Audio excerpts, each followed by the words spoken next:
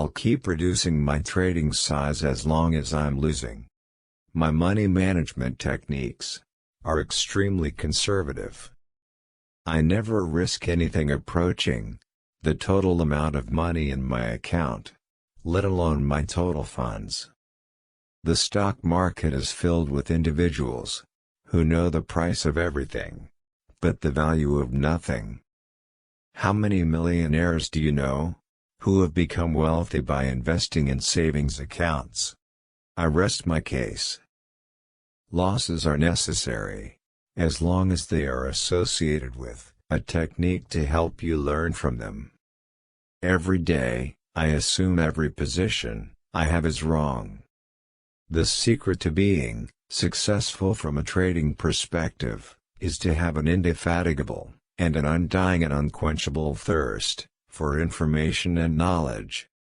Trading is very competitive, and you have to be able to handle getting your butt kicked. That cotton trade was almost the deal breaker for me. It was at that point that I said, "Mr. Stupid, why risk everything on one trade? Why not make your life a pursuit of happiness rather than pain?" I'm always thinking about losing money, as opposed to making money. Don't focus on making money, focus on protecting what you have. An investment in knowledge pays the best interest. Do not be embarrassed by your failures, learn from them and start again. He who knows when he can fight, and when he cannot, will be victorious. Win or lose, everybody gets what they want out of the market.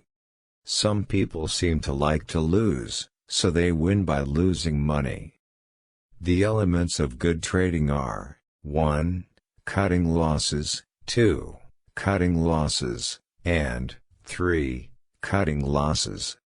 If you can follow these 3 rules, you may have a chance.